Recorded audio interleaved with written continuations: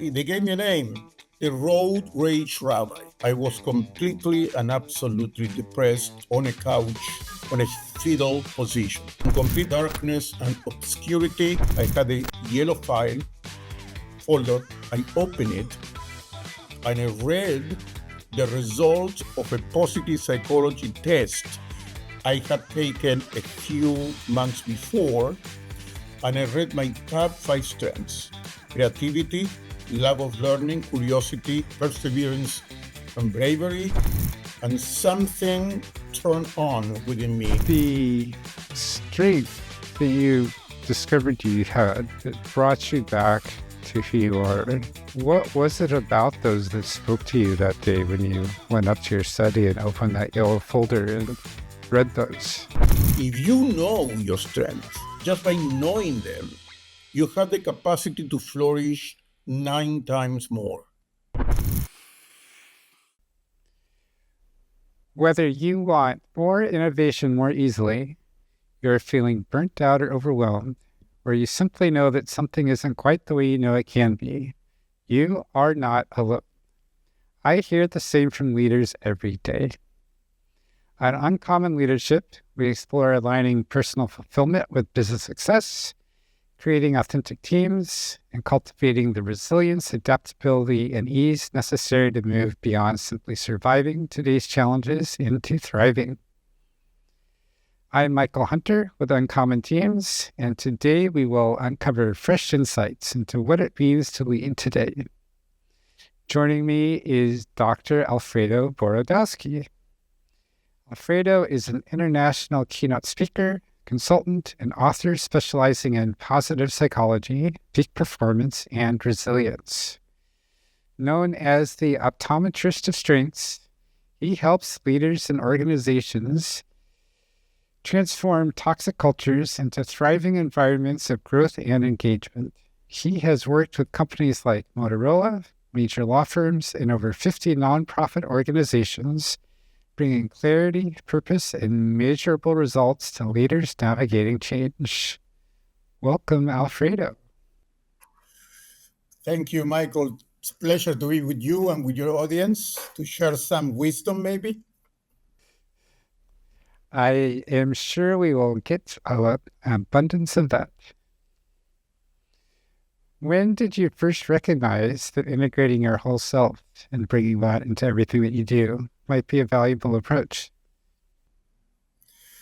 You know, I have a story. I think all of us have a story. Mine may be a little bit more interesting in terms of a crisis and redemption. I before I became a consultant, or as I was a consultant, I was a rabbi for 30 years.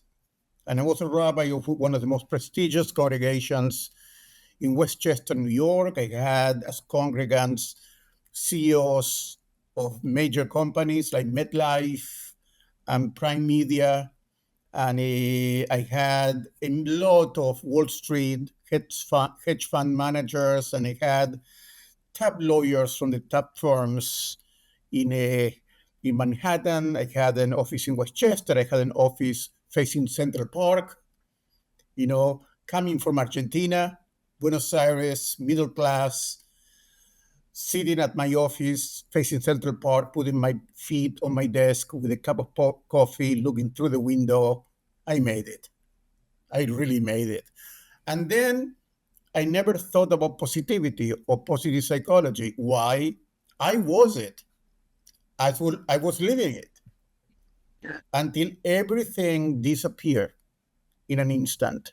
The morning of June 19th, 2013, when I was arrested for impersonating a police officer.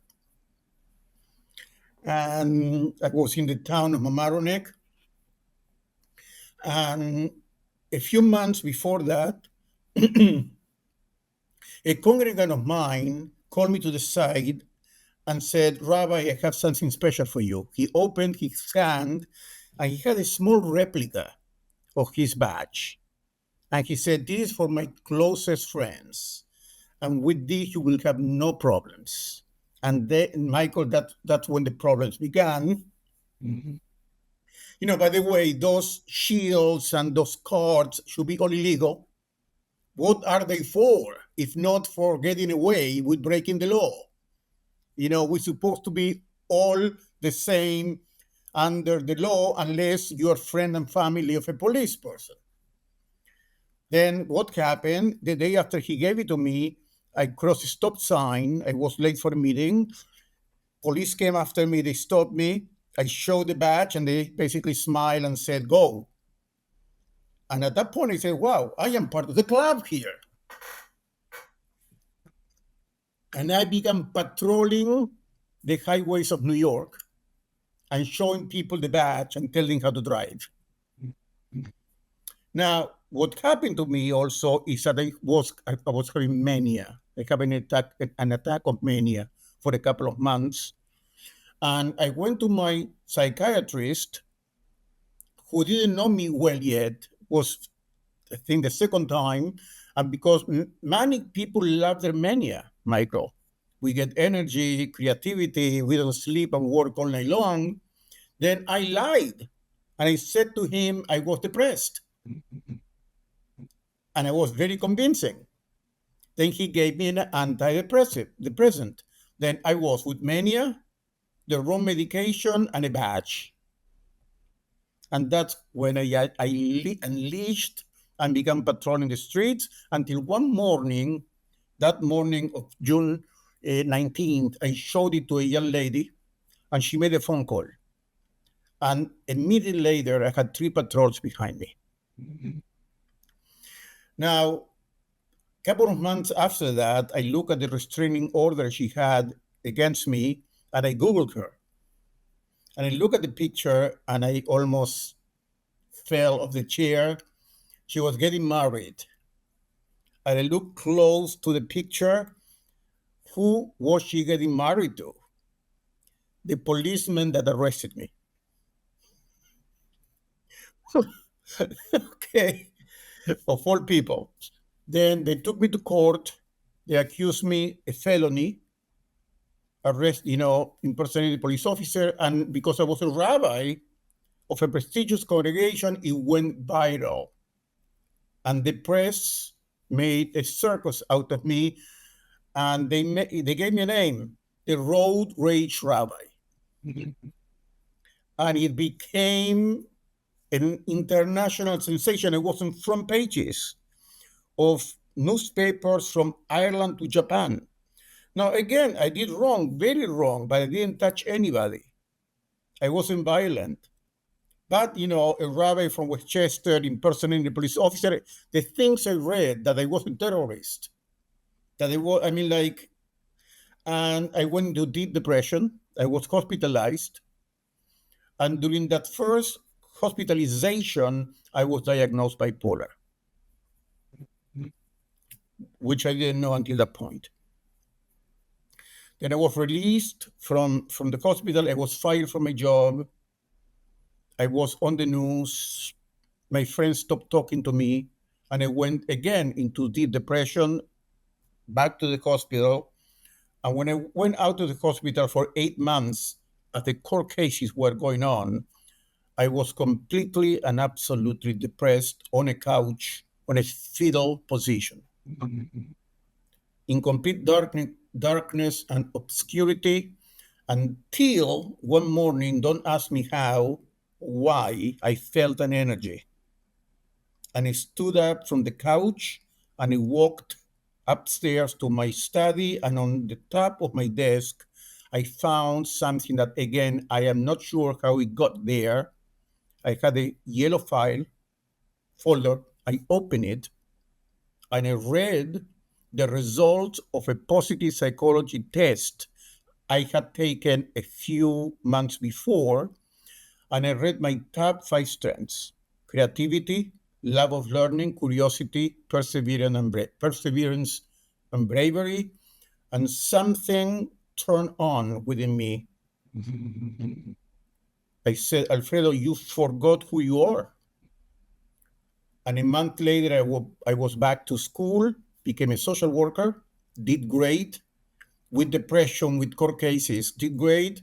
And after I finished social work school, I said every person should have the right, I would say the obligation of knowing the top five strengths of positive psychology. They are so powerful, and people should not go through life without them. And that's how I've been doing consulting before, but that's how I committed myself to this work fully. You're right. That is a story. Well, yes and no. That is a story at another level from other guests I've had on. And it's also not. I've had several other guests who have gone through similar depths. One was arrested in prison for several years, several that had had similar depths of depression, bottoms out. In the everyone else, the rest of us, we have we've definitely had times which felt similarly deep, even if other people might not have said that they were as extreme. The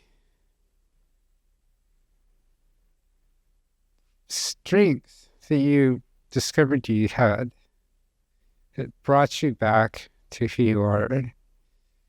What was it about those that spoke to you that day when you went up to your study and opened that yellow folder and read those? You know, when I began studying the strengths, what is called character strengths of positive psychology, there are 24 of them, which are universal. They were found in every culture through history and geography. Some of them are curiosity, as I mentioned, humor, leadership, spirituality, appreciation of beauty and excellence, forgiveness, humility, gratitude. Then all of us have all of them. But we feel authentic, motivated, and affirmed through the top five.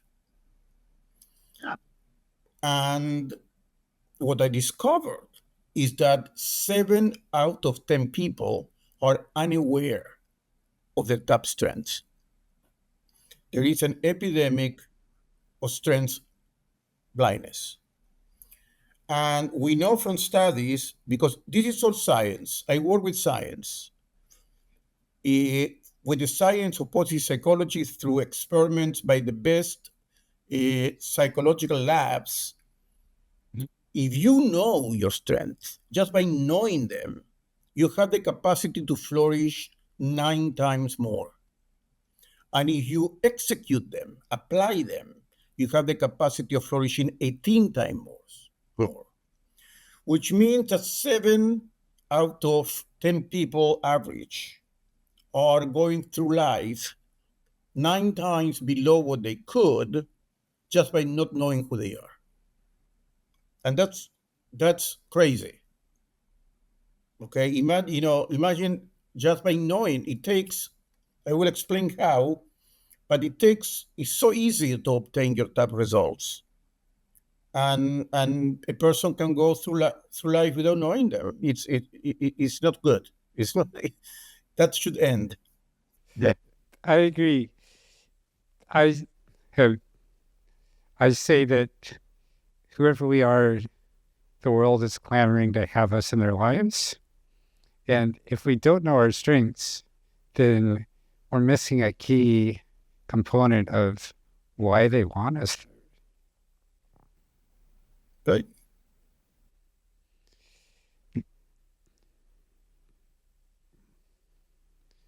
When I did Strengths Finders and Myers-Briggs and the plethora of other personality assessments that I've done, it was this idea that we could quantify squishy aspects of who we are. And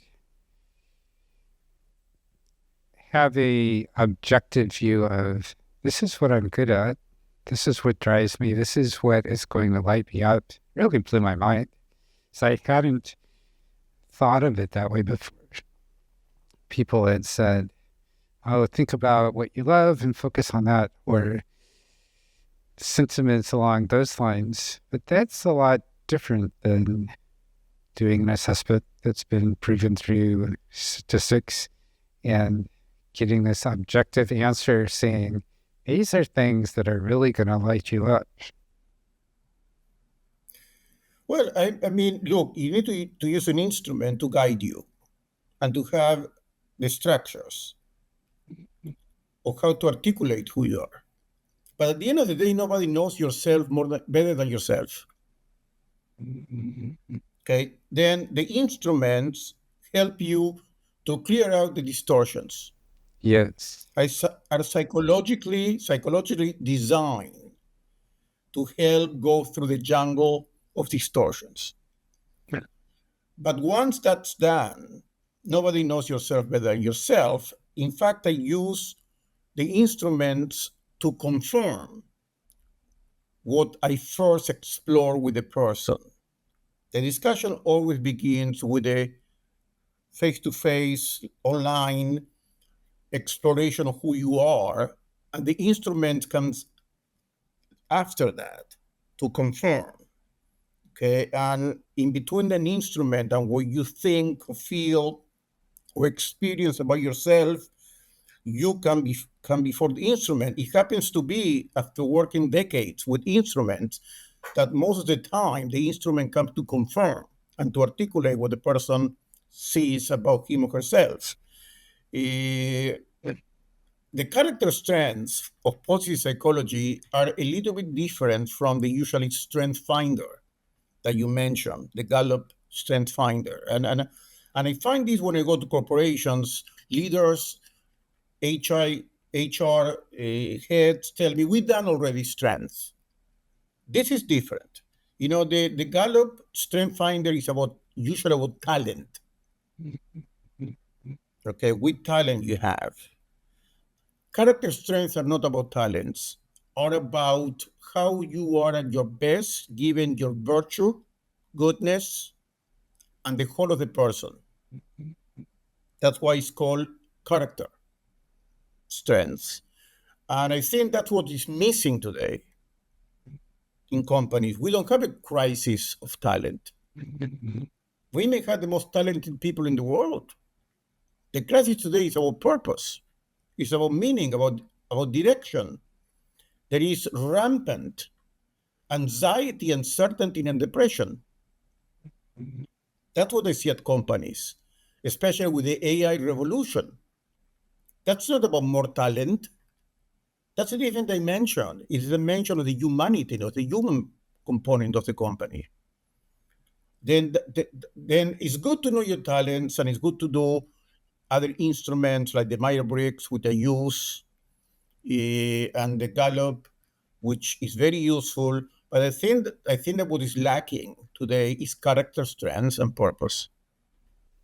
Yes. Thank you for that clarification. It helps us know how to get where we're going.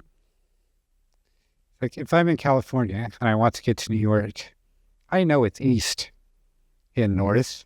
I can kind of head that way. All I really need is a compass. Eventually, I'm going to hit the other coast. And if I have a map to use to help me get there, or I ask a lot of people along the way how to get the next bit, then I'll get there faster. I may find more things that interest me along the way. I may have a lot more fun on the trip. And I'll probably run out of gas less often because I can plan food, replenishing my car myself, letting people know where I am a lot more smoothly. I mean, when you know your character strengths, your energy basically becomes endless because as you apply them, are they like a dynamo? When you apply them, you get more energized. We get into what is called in positive psychology flow. Okay, and flow is a state where time passes without us noticing it. We are completely involved in the activity. We are challenged by it and feel growing, but not overwhelmed. It happens a lot at sports,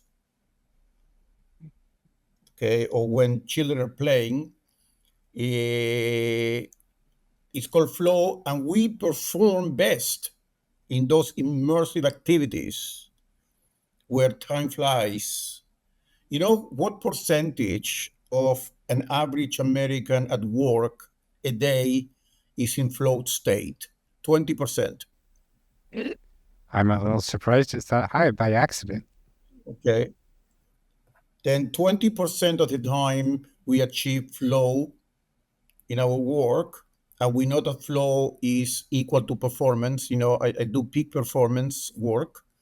Then, then 80% of the time is used in activities that we are not concentrating, we are bored, we are distracted.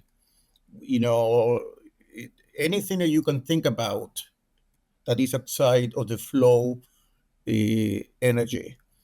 20% just imagine if we bring it to 30%. I'm not talking about 100%. When I go to companies, they said, let's begin with 10% increase. You will see substantial performance increase just by that, okay? Because it's so low that any increase has a significant repercussion. So, what is the best way for people to get started? Well, I will tell you how your people who are listening can get the 24 strands easily. Then I will ask everybody now who's listening, take your phone. Okay, take your phone and go to the text section and text me the word positive. After all, we're talking about positive psychology. Then text the word positive to the number 33777. Okay, very easy. Positive to 33777. And I'm going to send you the 20 a chart with the 24 strengths of positive psychology and a couple of questions that are going to help you discover your top 5 strengths and a couple of questions on how to apply them to get to 18 times your flourishing. Then everybody, like you mentioned in the introduction that I am an optometrist of companies. That's basically the way I see myself, opening the eye to to the strengths. And I go to podcasts, I give lectures with that intention that everybody has exercises the right to know the top strengths. That's very easy. Michael, I used to give my website with my name and everything. Who can spell my last name, Borodowski? Then I made it easy. With this called Textiful, this system of one word and an easy number. Then that's the best way. It's easy. I like it. So, once we have our character strengths, how do we use that? How do you use that to build cultures where people feel safe and empowered to bring those strengths into everything that they do? Well, those who text me are going to get as part of the package exercises on how to do it. But I tell you a couple of them. Then you have your top 5 strengths. Okay. Then I would take each day of the week and intentionally use one of them. Okay. Today I'm going to creativity. I'm going to do creative things. I'm going to use creativity in what I do. Then you bring them from your unconscious use to an intentional use. Okay. The other issue that's interesting on the other side is that when people overuse their top strengths because they feel energized and comfortable. That's then if your number one strength is honesty, and I work coaching people and they have number of honesty, and they tell me, why do people get upset with me so much at the team? And then we begin exploring how they convey their thoughts. They're too honest. They don't filter things. Okay. Or when humor is your number one strength, you may say a joke in situations where are not called for a joke, but you feel legitimate and you feel yourself. Then I don't only work on developing the strength. Strengths are situational. They depend on context. The challenge is how to use them and when. The fact that you have a strength that's number one doesn't validate that you use it when you want, and that's when the people get into trouble at work. Because they say, how Yes. did they say this? How did they say this? Well, because you were overusing your strengths. Then we go into situations and we go into a role play and things like that in order to know how to contextualize them and use them in the best way. Yes. And even while I would say humor is useful in every situation, the way to deploy humor is definitely context sensitive. I think all of them are context. That would be Every true. one of the Yes. 24, they are all contextual. You have to learn to read the room, to read the situation, to read the people you work with and you lead. Okay, we are readers, and our mind writes a story internally sometimes, or many times, that is different from the external reality.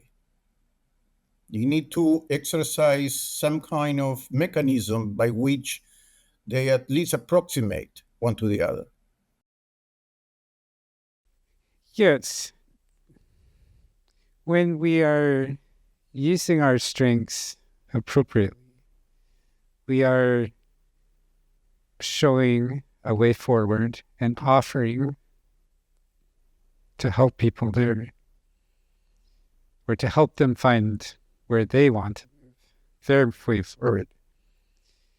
And when we overuse our strengths, then we start inflicting and assuming that they want to go Right. where we think they should go.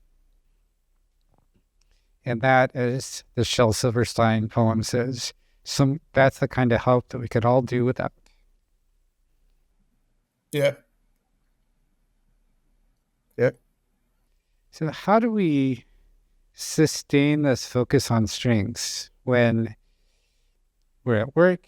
There's 18 things that have to get done yesterday. The top priority changes every 5 minutes, and everyone is so stressed that they can barely keep track of what keeps the lights on, let alone how to do this work that can make things so much better.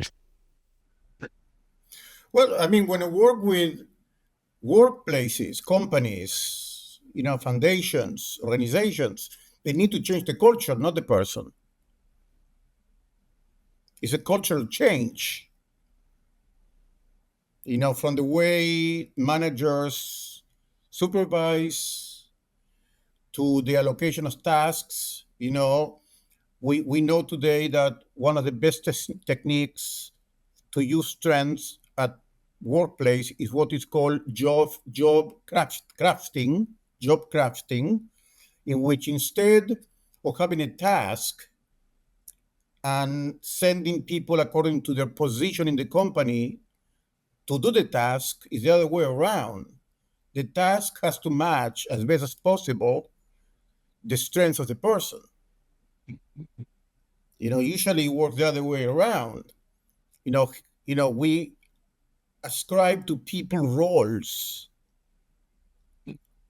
for tasks, and then you go to this one, you go to this one. It's the other way around.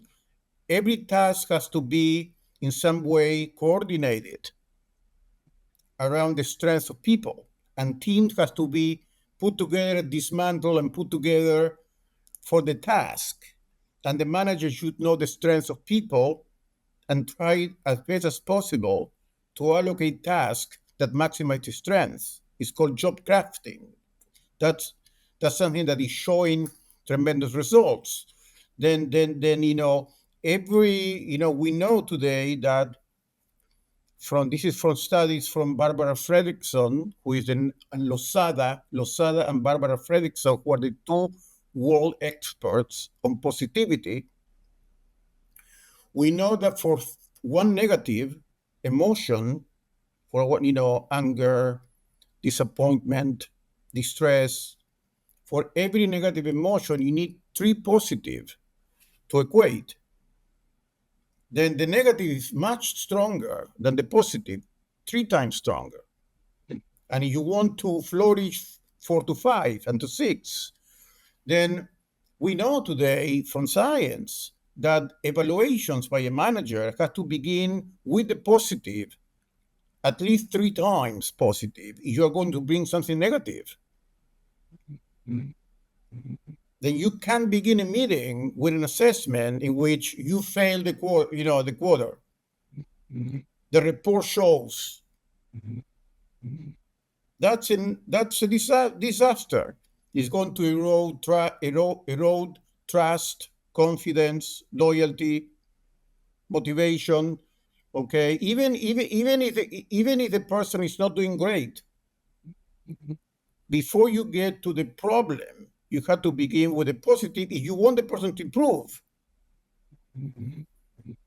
Okay, you give to the person benefit of the doubt to get better. Clearly, you want to fire the person, and you're there to fire the person when you're there to fire the person.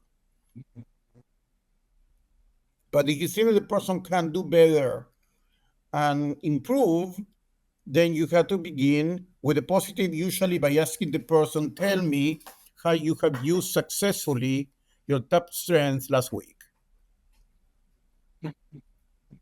I like Okay, that. that's a question that should begin the assessment. I Okay, like you that should, question. the strength should be known. Okay, that's a question to begin with. I like that question because it assumes that they have, and it helps the person identify all the times that they have, even if they're certain that they've been doing horribly. It helps them find the times where they're doing wonderfully. And that is key to making every situation more happy, is finding the occurrences where we're already doing what we want to be doing. Yep. But for that you have to relinquish power, because in the managerial leadership situation, we fall into the paradigm: if I am managing, I have to find what's wrong. I have to fix something. What is not good management if not fixing? Now, if that's a mentality, you need by necessity to find something wrong in the other. Then the dynamic begins with a negative. And the job crafting is something that individuals can do on their own. We don't need permission from anyone else to look at the work that we've been assigned, even if we've had no say in what that is, and connect that work with what does light us up. There's always ways. It may not be 100% light up. It may only be 5 or 10%. That's still better than 0 or -20. The answer to that is yes, but there are companies and companies. And there are cultures and cultures and organizations. Okay? If an organization wants to achieve peak performance, okay, and to compete in the AI era, which is a more flexible, dynamic, task-oriented environment, and they don't want to make adjustment towards character strengths, then they're going to be in a disadvantage. 100%. Underperform. They will underperform. That's what I see. Yes, completely agree. The more that we can do this systemically through the entire organization, the better off everyone is, and the more whatever metrics the business care about are going to shoot through the roof.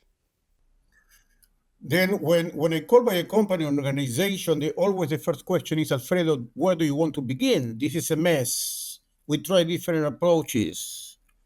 You're not the first one.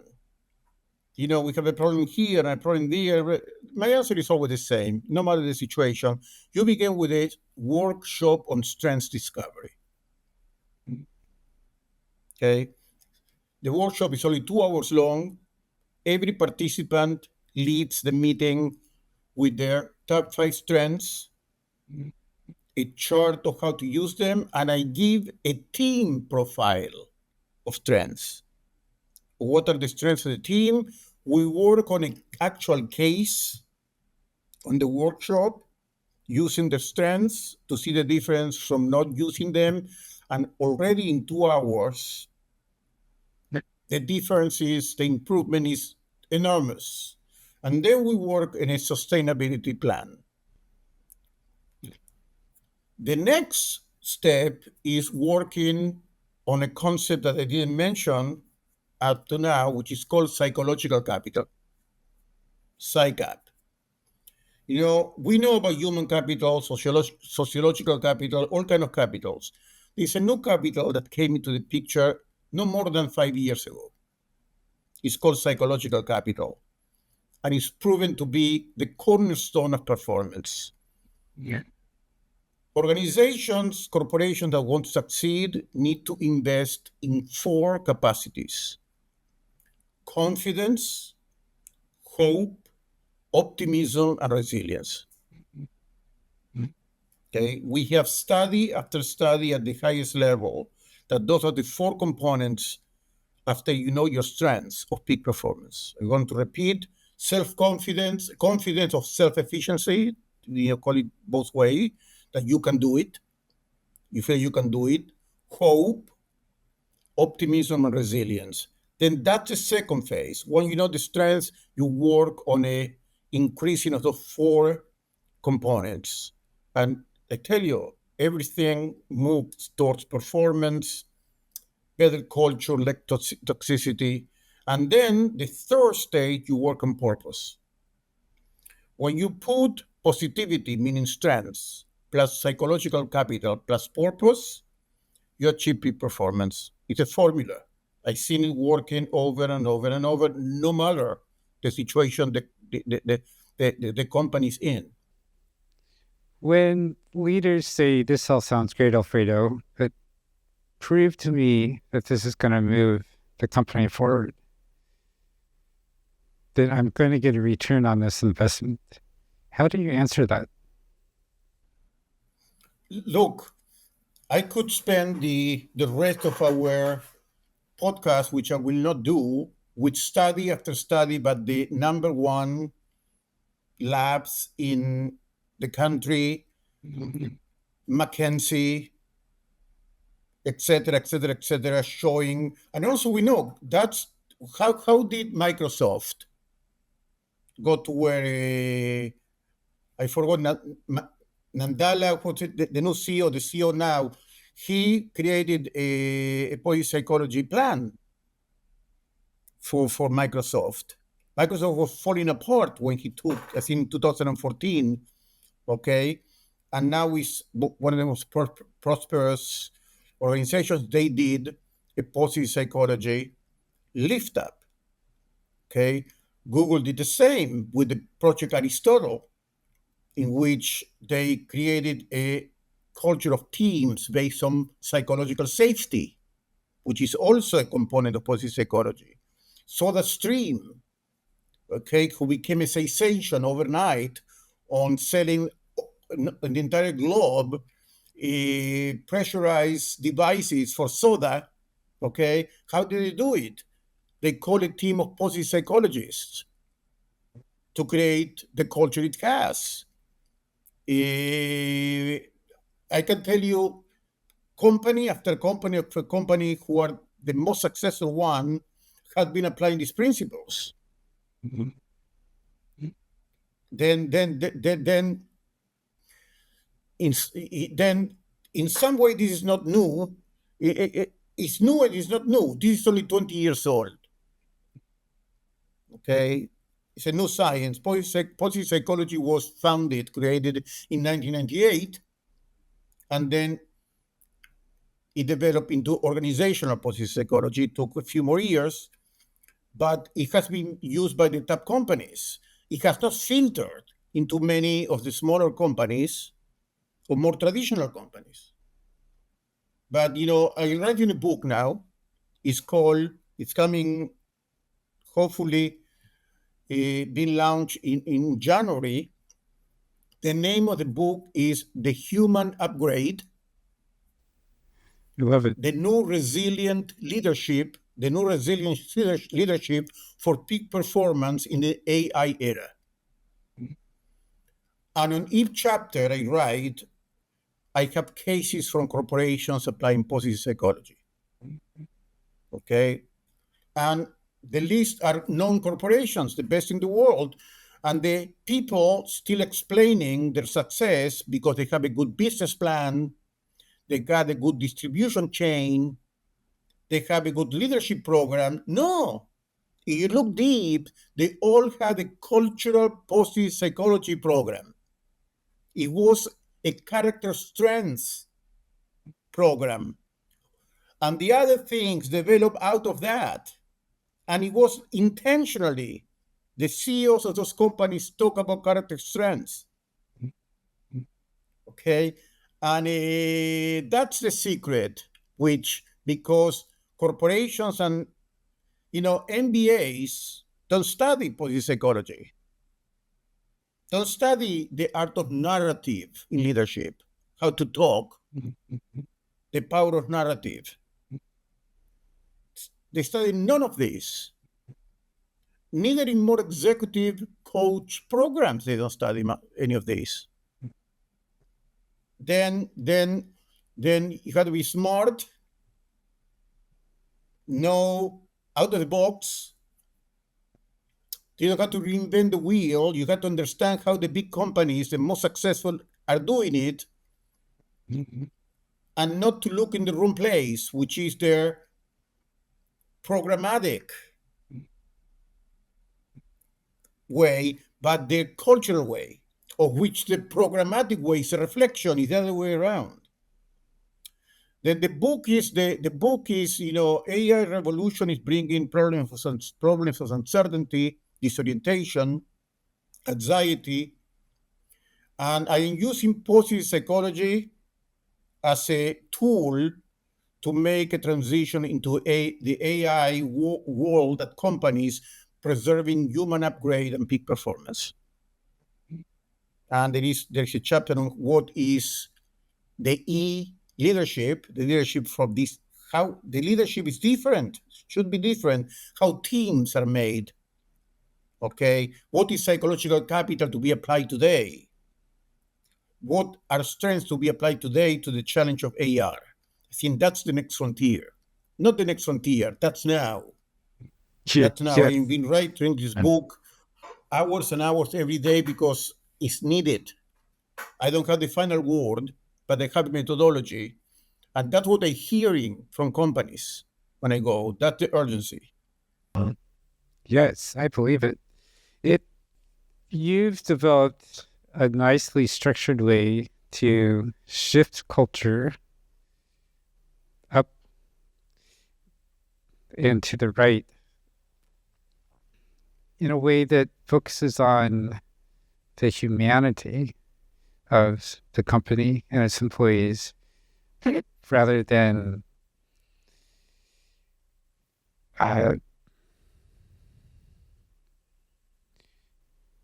any of the mechanical details involved in the company and what it does and what it builds and what it creates.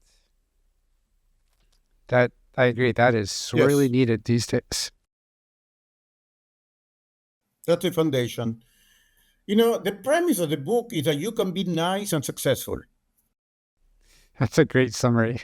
But I bring it a step further. You have to be nice to be successful.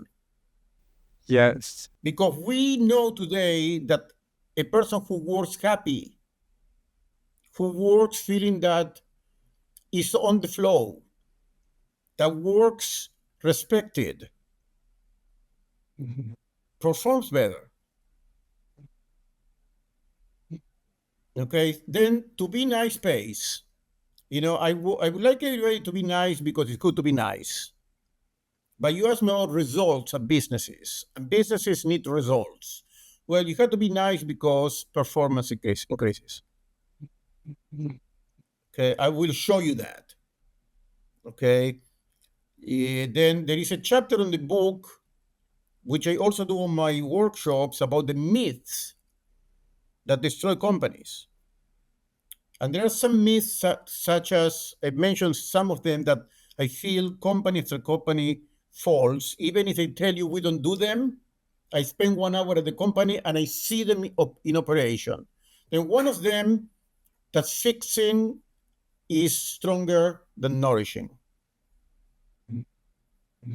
Okay, and we know it doesn't.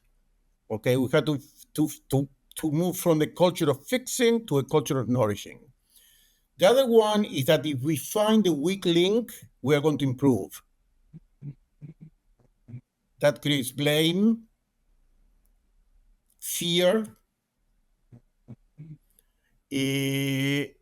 and in team dynamics, the one who look to be the weak link, actually, they are strong in other things.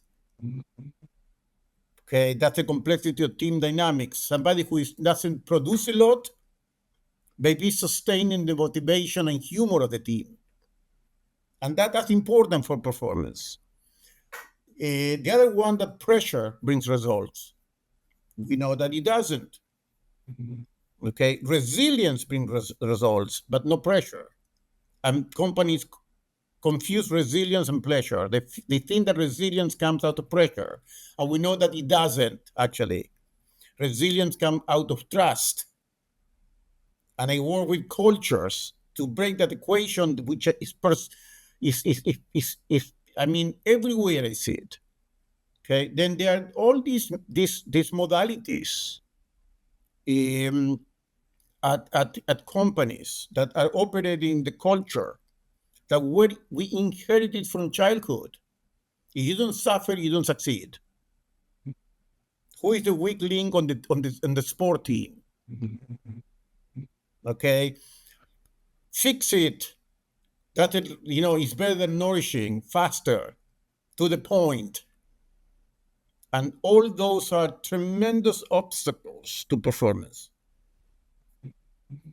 Then I spend a full chapter in the book debunking with science and studies and examples all these myths.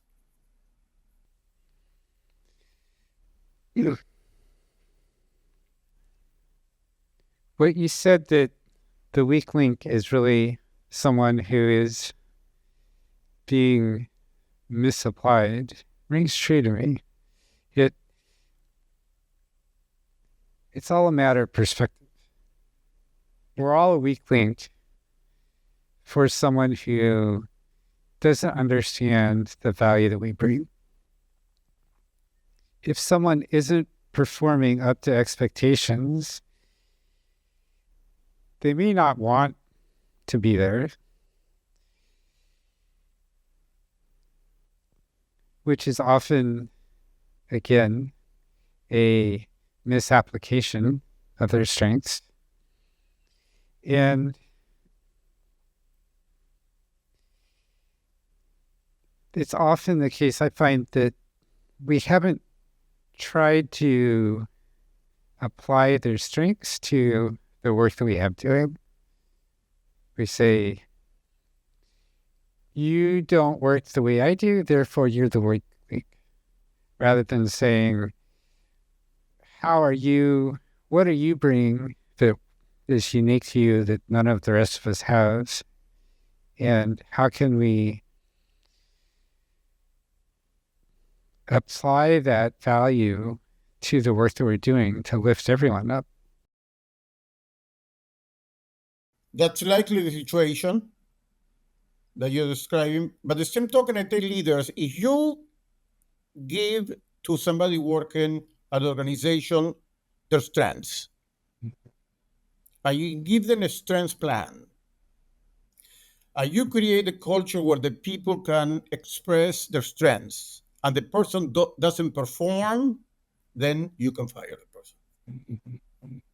Okay, then I don't want this to be taken like I am like the positivity guy, all rosy, and all goes no whatsoever. I believe that once you endow a person with the strengths and a strength plan and a strength culture, they must perform better than other companies.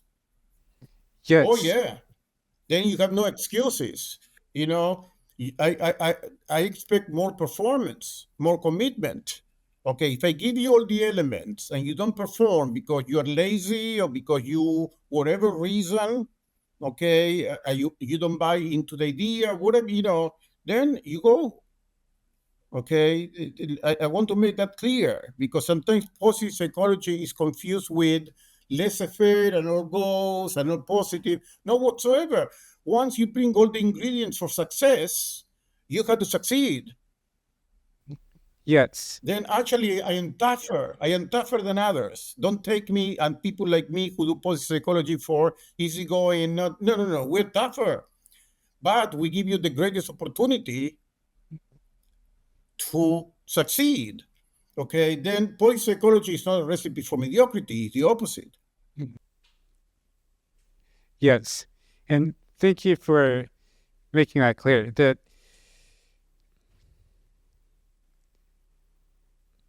this we're not saying to bring people along, whether they want to be there or not, to bring people along who are refusing to do the work they need to do to be part of the team. What we are saying is before we can kick them out for not being part of the team, we have to give them every opportunity to understand their way to be part of the team. And as you were saying earlier, to customize the team works to take advantage of that. Then that's 100%, but there is a limit to everything. You give all Absolutely. the opportunities, you give corrective direction, you give opportunities, you give tools, but at the end of the day, something that you said, at the end of the day, is the person doing it and taking responsibility for the journey. That's a personal choice. How do you use all of this to help people find their way through the change, uncertainty, and overwhelm that seems to be what life is these days? I mean, look, once you know your strengths, you feel energized.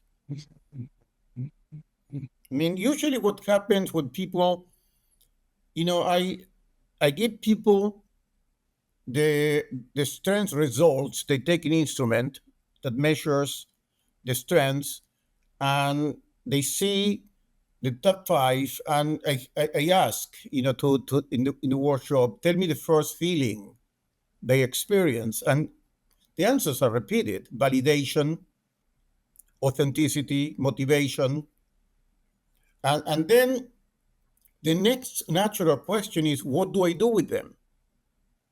Everybody understands that these are strengths to be applied. It goes naturally. Knowing your strengths move you to execution. I don't have even to bring it to the table. The teams say, "What do we do with it?"